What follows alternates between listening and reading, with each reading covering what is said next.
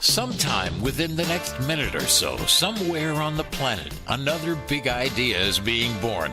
It might be a new song, a new product, who knows? And who knows how to make this idea grow and introduce it to the world? Let's find out. Welcome to The Next Big Idea with your host, Peter Gantner. The program is sponsored by kulaBrands, dedicated to help with branding, funding, and marketing the next big idea. And if that idea is yours, you want to pay particular attention to the particulars. Peter and his co-hosts and guests will explain just how it's done. If you happen to be an investor or just an interested party, you could benefit from the efforts of kulaBrands. You could become a part of their community of folks who want to help others and make money in the process. If that sparks your curiosity or wets your whistle, sit up and take notice. kulaBrands presents Peter Gantner and his guests on The Next Big Idea. Hello and welcome to The Next Big Idea with Peter Gantner and, of course, my co-host, Deb Caswell and Cory Moran. Hey, Peter. Hey, how are you today? Fantastic, as always. Good. Cory, how are you, buddy? Oh, buddy, I couldn't be better, man. It's good to be here. Oh, man, do we have a great show today. We have with us Mr. Trevor Brooks. We're going to dig in, of course. This is truly one of the next big ideas. Right now, with some of the situations that are going on, timing could not have lined up better. Trevor is the founder and CEO of HomeSafe First. It is a very unique model that is for public safety and public health. Trevor, welcome to the call. Hello, Peter. How are you doing? Thank you for inviting me. Absolutely fantastic. And of course, GunBaiL / HomeSafe First is a kulaBrands project. We're really excited that we've partnered with Trevor on this to help bring this to the marketplace because it's going to help save lives and remove illegal guns from the streets. Trevor, real quick, why don't you give them a little, just a synopsis of what the goal is of HomeSafe / GunBaiL is, and then we're going to get through a lot of questions, and we are actually going to hear your story because it is an absolute phenomenal one. So go ahead and introduce yourself and let us know what you're up to. Okay. Hello, everybody. I'm Trevor Brooks, the founder of GunBaiL, and a kulaMite. That's a new one, guys. But everybody knows about GunBaiL. I want to talk about our new product because it's current in dealing with the COVID-19 pandemic that we're all worried about now. So actually, buddy, you're on the radio. This is going out to people all over the world. So a lot of these people probably do not know what GunBaiL is. And so We're going to get into that, though, because we're going to, in the second segment, we're going to tell your story. So let's jump directly onto what you were talking about, which is HomeSafe First, which is to deal with this pandemic. And then we'll get into your story in the next segment. Okay, great. So last Thursday, everybody knows, and it has been dealing with the COVID-19 pandemic that has struck the human race and our planet right now. And last Thursday, while watching the presidential address to the nation about COVID-19, the president, he described a platform, a software application platform that would really be a useful tool to help identify the potential pockets of COVID-19 and also to help pre-screen individuals. And I thought at the time, we have that platform because our HomeSafe First platform is an open-end alert system for anything. And with a little bit of tweaking, we could create a tool that could answer the president's call that he said that Google was trying to build. Well, I called Peter and we got the magnificent Kula engineers together, and I called our partners, Amazon Web Services, and told them what we had come up with. Once I called Peter, we tweaked it a little more, and we got to building. And with Deb Caswell and the kulaBrands engineers and Amazon Web Services and their solutions architects to help, give us a little direction and give us a little bit of super components to put under the hood, so to speak. We were able to build the application to directly address the unchecked community spread, pre-screening, and basically triage for COVID-19 testing in 48 hours. And the application is called HomeSafe First Public Health. Right now it's in both app stores, both Google Play and Apple app stores. And it's a simple application that allows at-risk or sick individuals or their caregivers to detect, notify, or share their medical conditions in real time with local health departments and hospitals.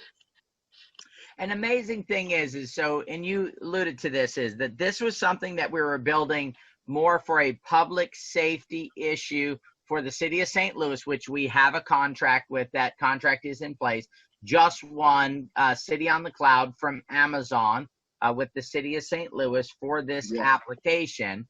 You, as an entrepreneur, recognized that, wait a minute, I've got a product that can solve this issue. We went to the drawing board, did some tweaks, made some stuff happen, and now this product is available for the marketplace. And I know that we're talking to several markets with several representatives for states and different stuff like that to move this thing forward and get it to the marketplace as fast as possible. But this isn't the first time you've pivoted since you came up with the initial concept of GunBaiL. So we're talking to entrepreneurs, Trevor, that are, they're looking to start their business and get it going and put it together, because the show is the next big idea. And our goal is just to connect entrepreneurs and everyday people who want to support and help them through this entire process. And we will, in another segment, get into the support side of this, because that has been essential for moving this thing forward for yourself, is having the support to do this. But this is actually, now we're on not a completely different model, but this is like number 4, right? So we started with GunBaiL post arrest, then we went to pre-arrest, and then we went to the HomeSafe First, and now we are on it as a public safety, and now we're on to it as a health issue. Can you talk a little bit about being able to pivot as an entrepreneur, figuring out, hey, here's my product, but wait, that's not taking off as fast as I thought it would. So let me pivot now to this, to something else, and keep moving through that process. Can you talk about that a little bit? Okay. Well, yes, I call it a pivot when it's once. I think we've done somersaults. So what I mean by is, and I was actually saying this earlier, when I created the first product in this chain, GunBaiL.com, I created a phenomenal product and platform that I believed, from my point of view and my knowledge of the players and the nuances of inner city gun violence, that I could figure it out. And I really did build and come up with a phenomenal idea. And I thought, wait until law enforcement hears this, you know, and they're going to go crazy. This is what they need. But they didn't, while they were shocked, they did very much like it. It didn't immediately take off, even though I had never had law enforcement official or any public official tell me it wasn't the greatest idea they ever heard. So from that, to try to adjust, because at that time it was the whole bail reform thing, so nobody wanted to get caught up in the whole bail thing, even though it really didn't have anything to do directly with bail. So in that, we started to pivot to from GunBaiL post-arrest model, where to pre-arrest model, where we would switch the auspices away from the court and the circuit attorneys or prosecutors' offices to the police departments, who would be administering the tool directly. Right. Anyway, so we create the pre-arrest model, and then we realize now we have the perfect vehicle for police departments, but police departments don't often control their own budgets, right? So it's the Trevor, we are coming up on a break for this segment. Okay. We are going to be back. I want you to remember right where you're at, because this is important. Guys, man, what a phenomenal segment we're having so far. We've got 3 more to go in the show. We're looking forward to hearing Trevor's story. It is an amazing story. You're going to love it when you hear it. We'll be back right after the break. You're tuned in to Better Living Radio, streaming worldwide across the internet, and you're listening to entrepreneur and thought processor Peter Gantner on the next big idea. Stay tuned. Peter will be right back. You hear Jackie Simmons daily here on Better Living Radio. As the founder of the Teen Suicide Prevention Society, she's presenting a course to help you become a Make It a Great Day advocate. It's a series of weekly classes, and by the end of the course, you'll be able to listen. Just listen, without trying to fix or strategize or help. It's one of the most critical skills in the world today. Jackie explains the 7 key techniques to create conversations that break the cycle of hopelessness, proven techniques to help others break the silence and save lives. You'll learn to open the door by setting the right tone right from the start. Stop wasting time wondering if there's a need to speak up. There is. After registering, simply pay what you wish. There's a suggested donation on the website, along with a long list of bonus items to come when you register and attend. You can become an advocate. Just click on makeitagreatdayadvocates.com. Better Living Radio is on the air, and yes, it's everywhere around the world. Are you wondering, hey, what's the big idea? Well, funny you should ask. Our show is called The Next Big Idea with Peter Gantner. In fact, we're back with more on Better Living Radio. Back with you, your host, Peter Gantner, and we are here with Trevor Brooks. Trevor, you were in the middle of your story when we came up on the end of the break. Go ahead, buddy. Give us a little bit. So the transition from the post-arrest model to the pre-arrest model. And the post-arrest, you knew every police person out there would jump all over this. This was going to be an easy path to marketplace. Not quite so. So you go and you move to the pre-arrest model. Go ahead and take it from there, buddy. Right. So we moved to the pre-arrest model in an attempt to switch the procurement agency, thinking that would solve the problem. And we did it. And it did. So we immediately got a contract that didn't come through, not due to anything of us. The police chief left that place and went to another place that we were previously marketing to, and it changed the hierarchy of the agency that we had already reached an agreement with. So we were back to almost starting over, but with a much better wedge. So we went to work at it, and in that time, it still didn't happen like that. Well, we got a lot of traction, but in that we realized, we are not really set up to receive federal funding. We did not know, literally, and this might sound crazy, but while we were going to cities and offering them a phenomenal product for a very reasonable price. We were wondering why. For instance, when we were marketing in Baltimore in 2016, everybody loved us. We had investment there. They had a city council resolution, everything. And then I read in the paper that they had contracted a indirect competitor, Roca, for $15.6 million a year of 3 years. And we were offering them something far more technological and innovative, right? So I think the point that you're making here to the entrepreneurs that are listening and the support people that are listening is that sometimes things there's unknown things that you really can't see when you're going into something.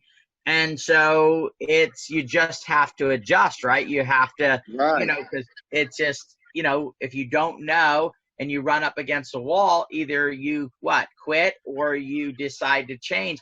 I think one of the keys here, and you may agree with me with this, Trevor, is too many people fall in love with the product instead of the idea of getting the value that product can provide to the marketplace.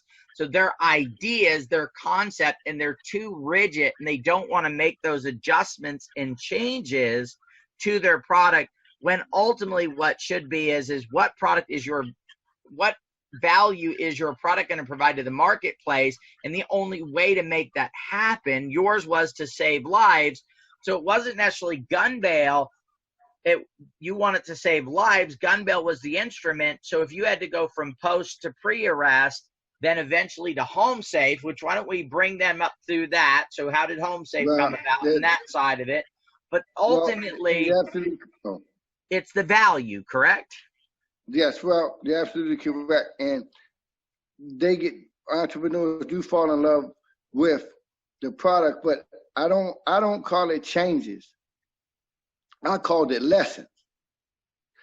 And just what Peter said, every time I didn't look at it as a change or failure, I looked at it as a lesson and something to add on top. And basically what Peter is saying and what I'm saying is, you can build something, you can have the best thing in the world, but and that may be what your customer needs. But if you don't understand what your customer's pain points are, and they're generally underlining pain points that you can't see on the surface. For instance, in doing procurement with law enforcement agencies, we had to get federal funding, specifically from DOJ grants, to implement anything for them to contract later on. So it was a lesson in that.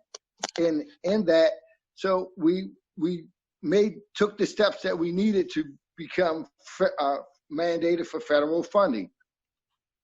And through that process, we needed help. We ended up hiring a consultancy firm called Becker and Polakoff because they were a firm instrumental in building out the major competitor of this market. So Trevor, a consultant usually is almost like a roadmap on a trip, right? They've already been there. They know the stops along the way. They know where to get gas. They know all the different particulars. And that is part of the reason why an entrepreneur may want to, if they get stuck, hire a consultant, right, to help walk them through a process. Usually it's for something technical, somebody who has an expertise in a certain space, which is what Becker does, right? They are experts in federal funding and putting those type of things together, correct? Yes. So, and entrepreneur should not look for a consultant in the beginning because the expense, the cost is going to be too much. You have to, kind of take inventory and gauge where you are, and rather when you choose a consultant, because they're going to tend to be kind of pricey if they're any good. Before you choose them, you want to look and make sure that it's the right time, that you're ready for whatever you're asking them, or whatever space or place in the line you're asking them to put you in.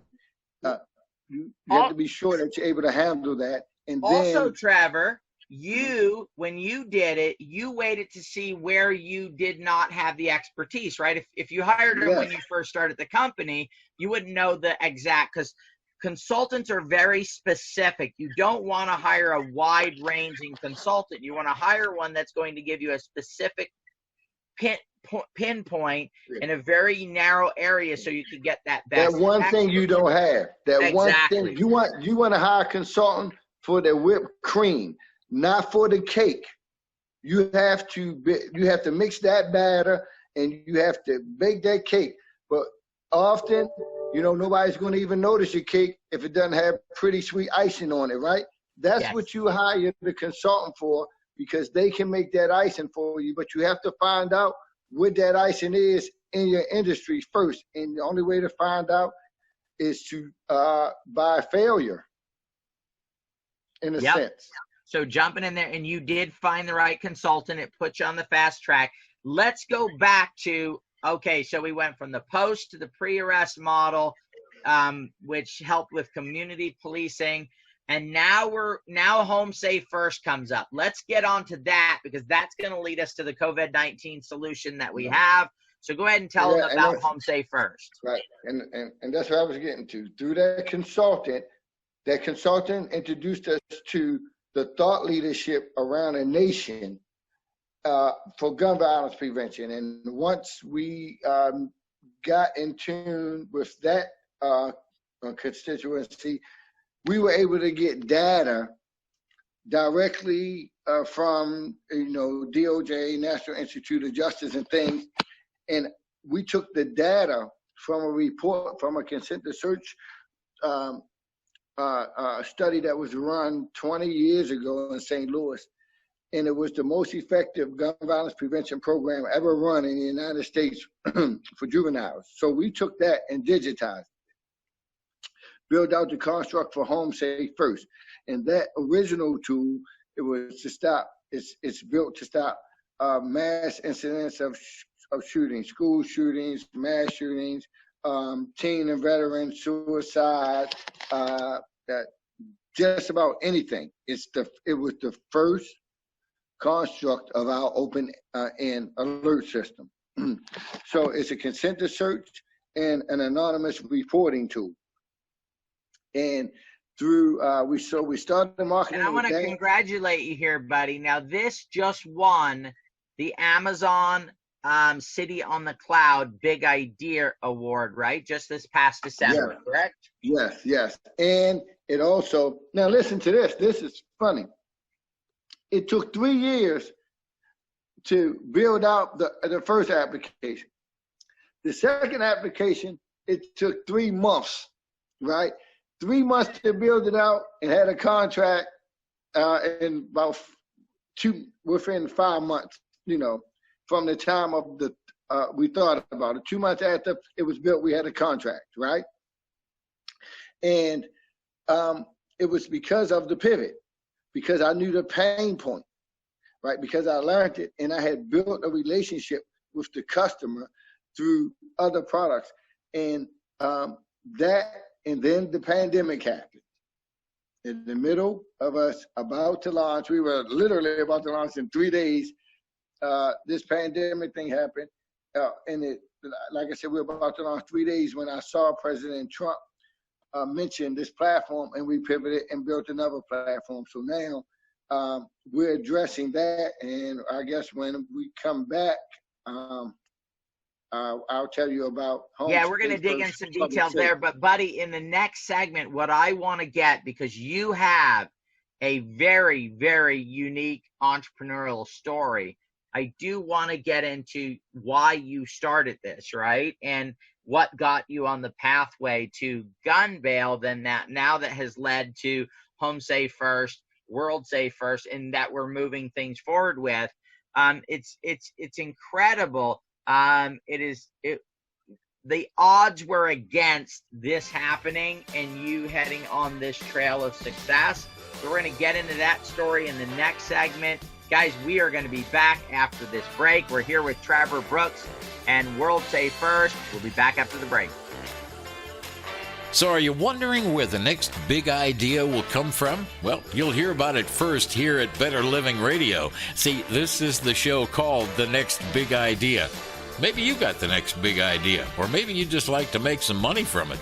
Peter Gantner will explain when we come back on Better Living Radio.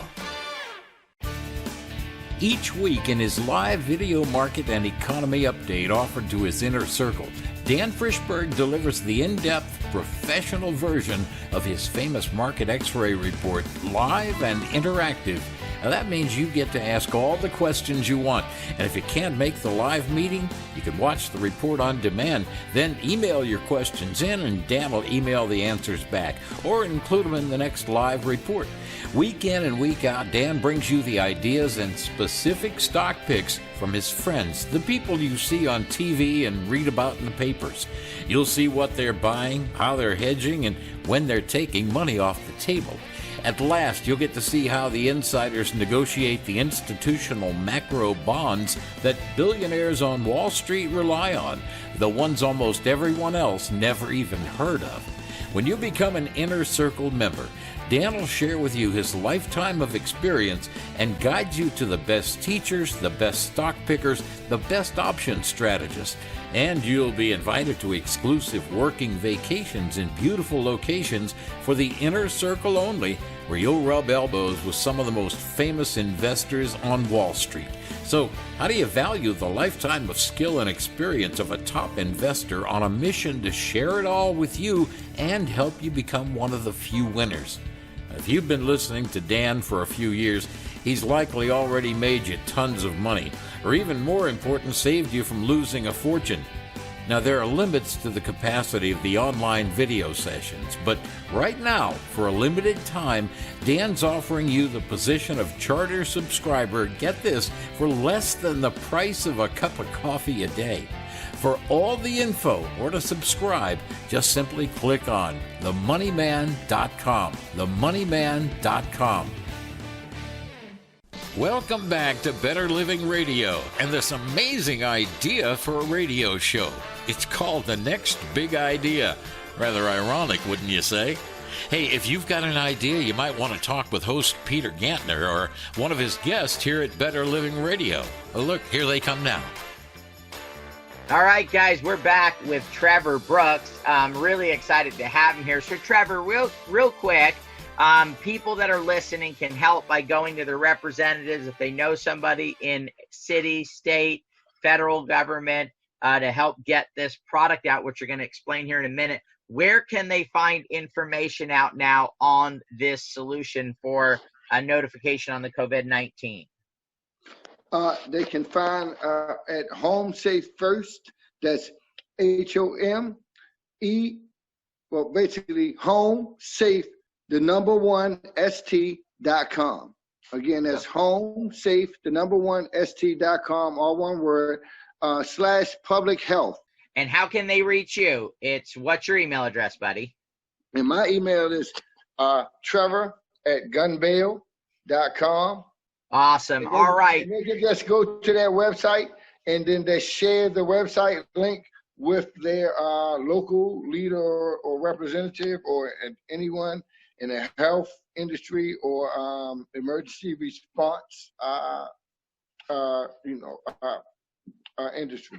All right. So explain to them why they would want to share this, how this functions. And so we've gotten to here. We did the pre-arrest, post-arrest, or post-arrest, pre-arrest. Now we are on to HomeSafe first, moving into the message from the president. Go ahead and tell them about it. Right. So the reason why you want to share this is because this app is it's a diagnostic tool for reliable and more accurate and economical testing for COVID-19. One of the main concerns in the country right now is overcrowding and having more people that are going to need help than we have supplies. And a large portion, a part of that is from uncertainty. People don't know wherever they have COVID. They may be sick. It's also the flu and cold season. So people that don't know because of the COVID virus and the stigma with it, it's very frightening. So everyone wants to get tested. But the government in the nation as a whole, in the world, we need a way to pre-screen and test these individuals in an economical way so that we can have enough tests and get to the people who need the help the most first, so that we can get individuals who seem like they may have high or positive results, that we can get them to so Trevor, the easy way to say this is a triage application that allows for the right people to triage who needs to be tested, who doesn't need to be tested, where is the closest testing application.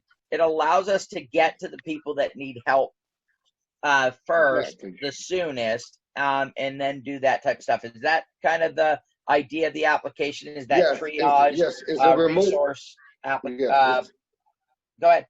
Yes, it's a remote triage and pre-screening tool for health, for the health department, or for the health industry, to address the unchecked community spread of COVID-19. And also, beyond the triage is the data that we collect and that we make available to the cities or the municipalities fighting this virus for their citizens. So where to put resources to, right? If they know the data, if they know the information, they're able to get those resources. We identify where high spots are, clustering of symptoms, and also because through our app, we use Amazon Connect, and through Amazon Connect, we're able to direct a individual who has indicated symptoms immediately to a nurse or doctor who can better discern and decide if that individual needs to come in for COVID-19 testing, or rather they need emergency services as well.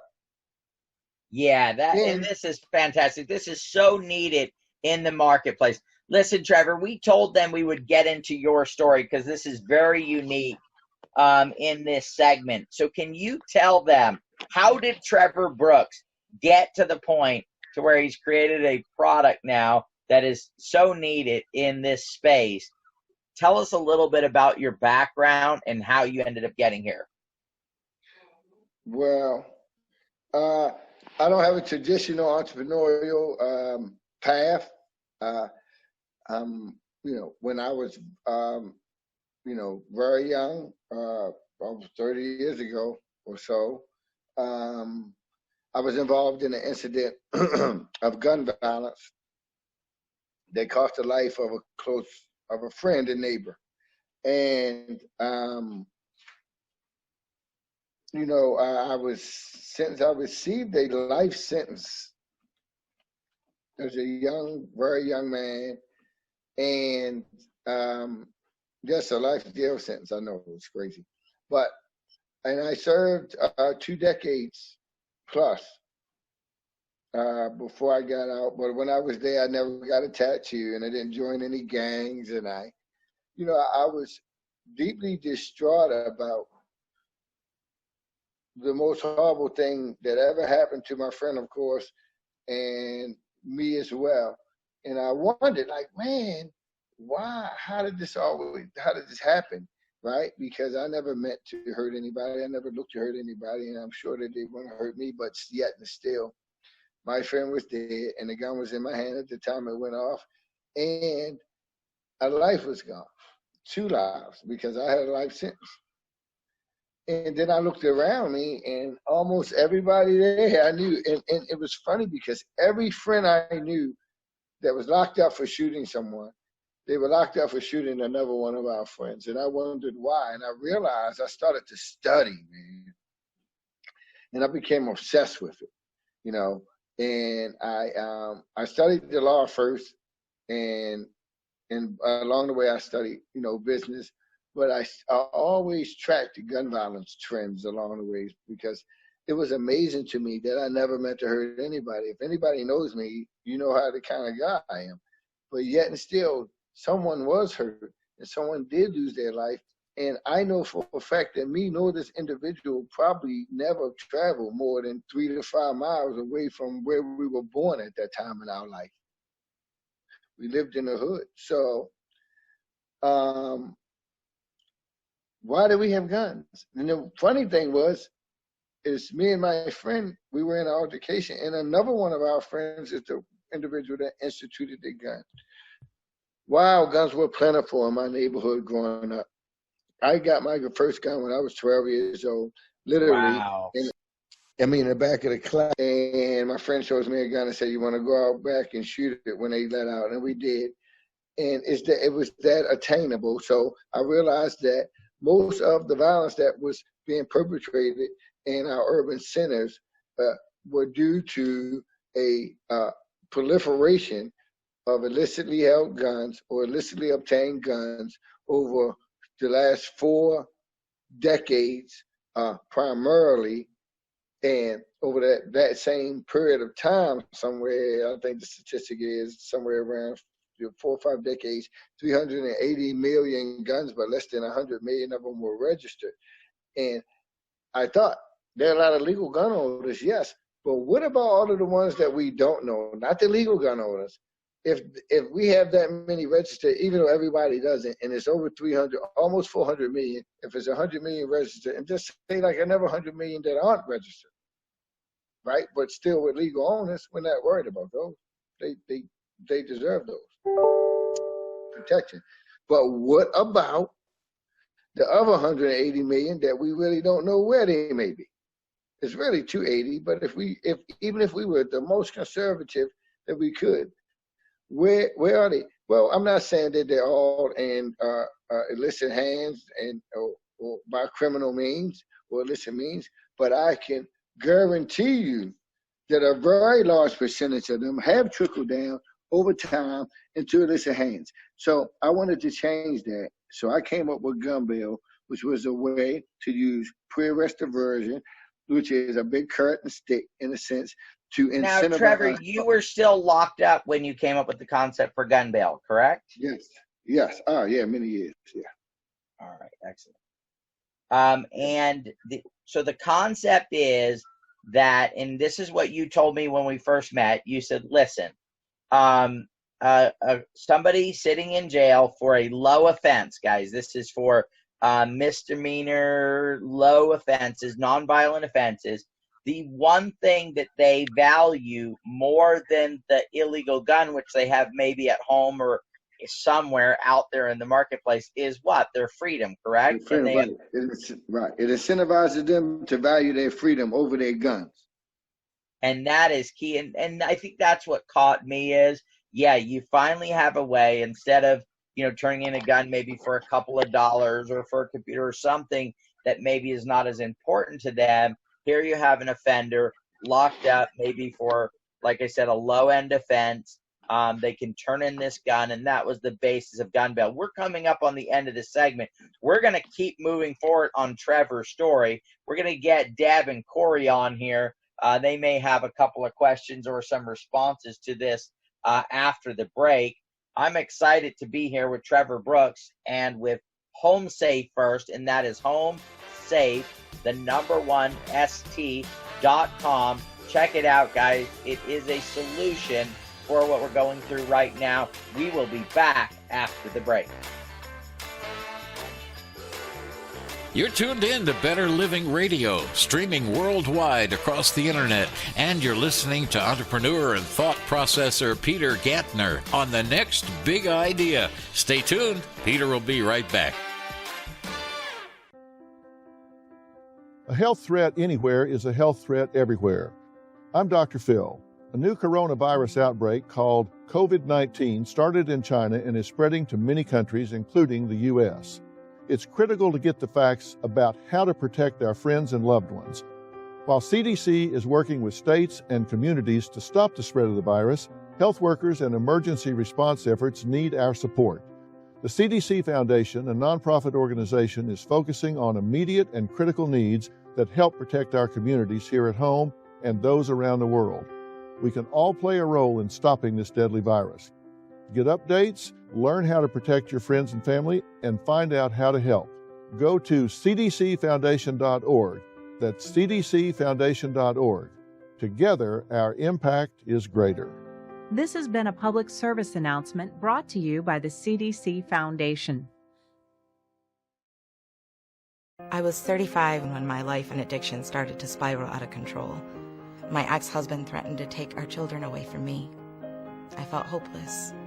He called Elite Rehab Placement because I couldn't make the call. I was ashamed.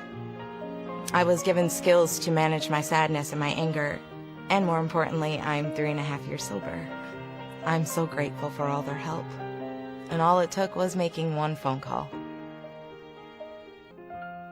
Elite Rehab can help you start to break your addiction problem and get sober in as little as 7 days. And we'll work with your insurance provider to help cover the costs. Plus, we have travel assistance programs to get you here by plane or train. Make this free call right now to learn more. 800-918-1376. 800-918-1376. 800-918-1376. That's 800-918-1376. Better Living Radio is on the air, and yes, it's everywhere around the world. Are you wondering, hey, what's the big idea? Oh, funny you should ask. Our show is called The Next Big Idea with Peter Gantner. In fact, we're back with more on Better Living Radio. All right, we are back with our guest, Trevor Brooks. Trevor, can you continue on? So, coming up with the concept of GunBaiL to take guns off the street. You get released from prison. How do you get your business started, being that the odds are against you right now, right? There's so many people out there that might be in this situation where they've been convicted of something in the past and they believe now it is going to hold them back the rest of their lives. You have overcome that 100%. And now are working with Amazon, with states and cities, with one of the most innovative products I've seen in a long time. Can you just go through that a little bit? Well, first of all, I was incarcerated, and not just incarcerated. I had been incarcerated for 2 decades. So I didn't know anything about like laptops. Over to that, I didn't know. I mean, I knew what they were, and I knew how to use a computer and type, but I didn't know anything about technology. But I had a lot of ideas, and the best thing I could tell, or the first thing I should say is, don't fail to plan. So I saw this meme one time, and it said, plans. No, it said, luck, no, these are plans, right? And to do this, you're going to need plans, friends, a lot of luck, and a halo. But you got to keep pushing. So the first thing is not to approach it when they were talking about one of the presidential candidates, I can't remember who, and they said, they're data-driven or something. Approach it from that. What I realized is that it's many ways to download data. So what I did was for every day, anyone, whoever will tell you, whoever was around me in that incarcerated situation would tell you that most of the time I was in the library. I read everything that I could on the field I wanted to get in, even from where I was, everything I could get my hands on, every newspaper, if it's a Wired magazine, if it's anything, everything about tech, everything about applications.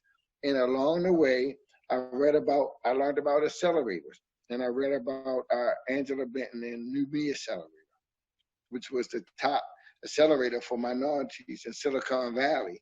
Now, and a guy like me going out to Silicon Valley, who I don't even know how to, literally at the time, I probably couldn't even do a PowerPoint slide, literally. Wow. I had no access to technology for almost 2.5 decades. So the key was research there, right? The research. and then finding someone for you to approach. Up. And then the boldness to approach that. But can you touch on the mental aspect? Because I hear this all the time. a lot of reoffenders feel they have no opportunity, they have no way to do anything else except to go back to whatever that criminal behavior is. Here you are, and you don't go get a job, you don't, you go and create something like this. You take the entrepreneurial journey, which I actually think is open to offenders, because maybe when you go get a job, they go, okay, do you have a past? And if you do, they say no. But for entrepreneurship, it's open for anybody that is going to do the work and is willing to take the risk to start a business and get something up and running. Yeah, and I mean, and like, okay, I look at it. Well, Peter, I didn't exactly not get a job. I started another business immediately when I got out, a collection agency, and I started two collection agencies while we're inside, because I read about them and the same way. But when you get out, you can look at it as two different. For me, and this is just my own personal opinion, you can look at it from two different perspectives.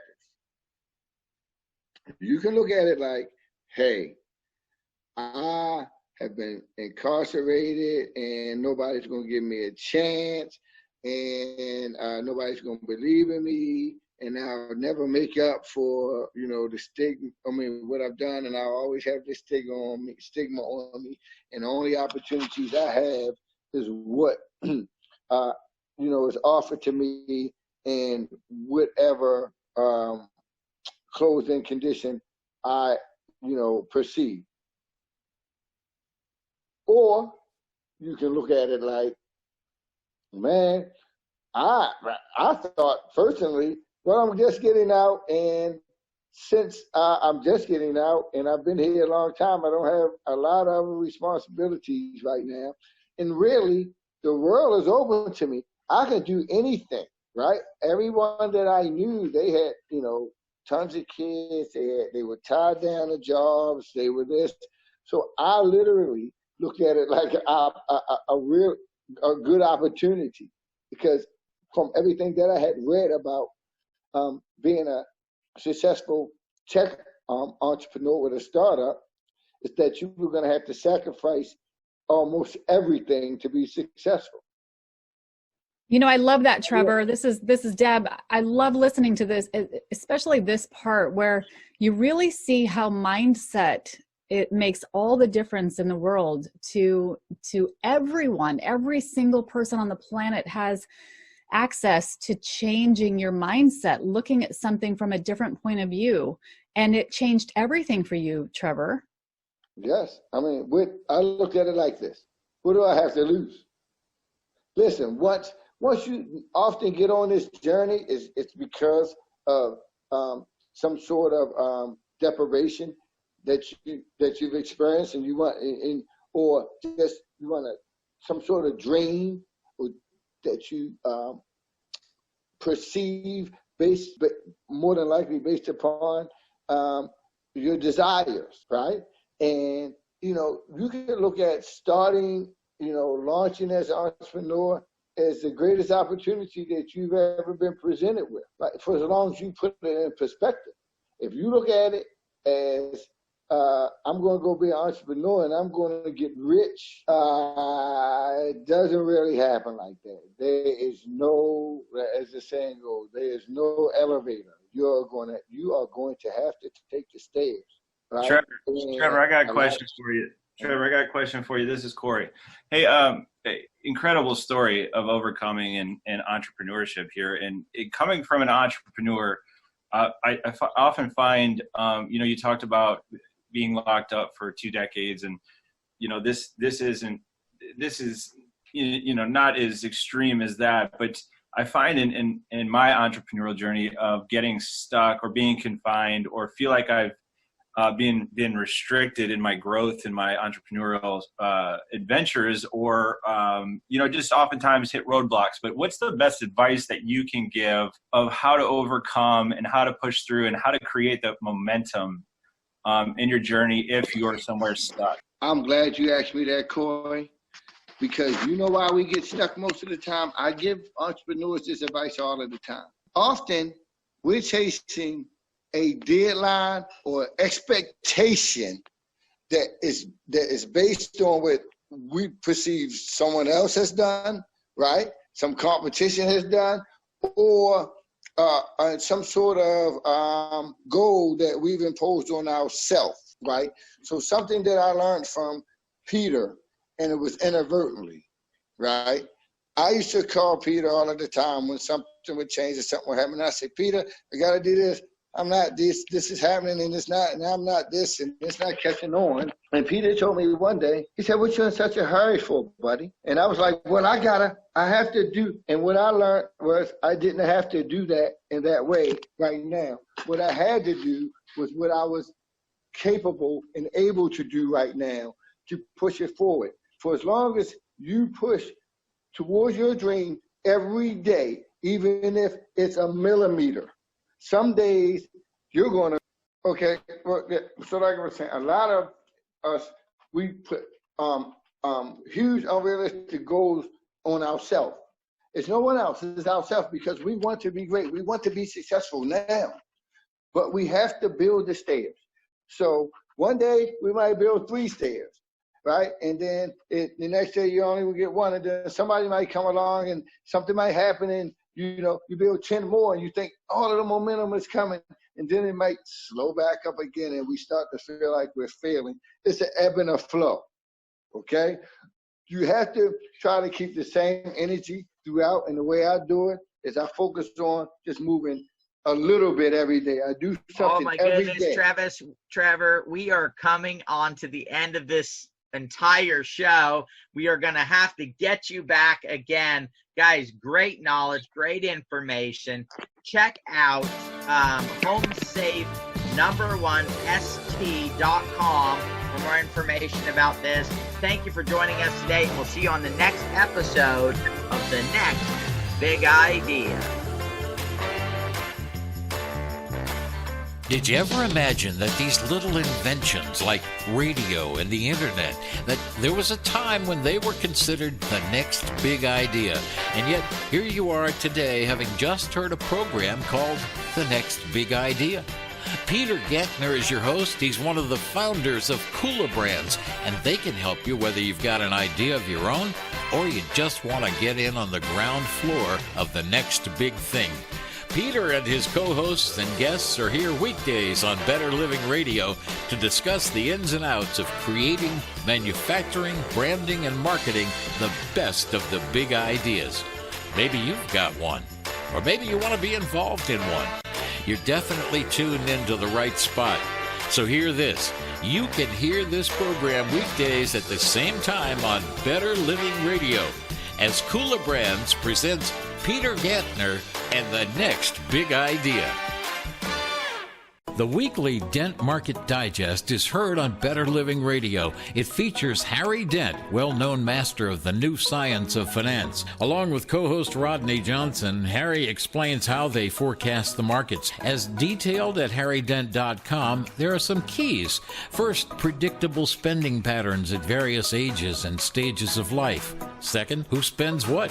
As larger groups age and spend more, the economy grows. Third, our birth rate. New generations come along and there are new cycles of spending, earning, and productivity. Next, Harry looks at spending waves to estimate peak spending times. And finally, he looks at the inflation indicators. Now, by analyzing this information, Harry Dent has been able to successfully forecast how spending will change in the years to come. You can follow along by clicking on to harrydent.com, and you can find all of Harry's contact info on the homepage at betterlivingradio.com.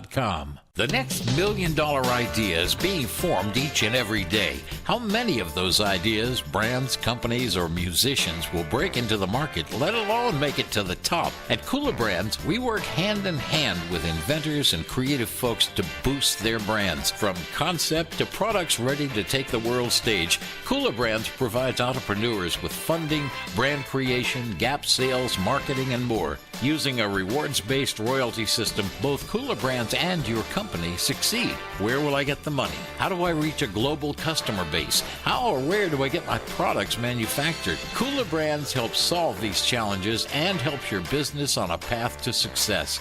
kulaBrands, changing the way new ideas get to market, and yours could be next.